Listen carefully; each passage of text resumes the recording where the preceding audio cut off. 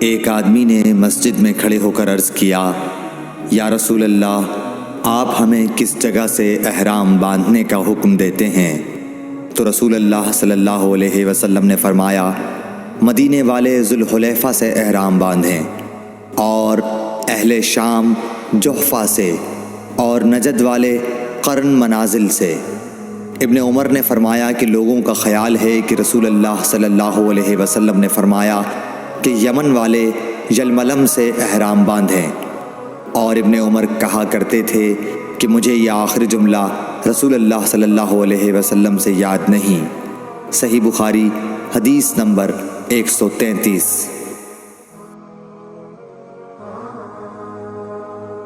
ایک شخص نے آپ صلی اللہ علیہ وسلم سے پوچھا کہ احرام باندھنے والے کو کیا پہننا چاہیے؟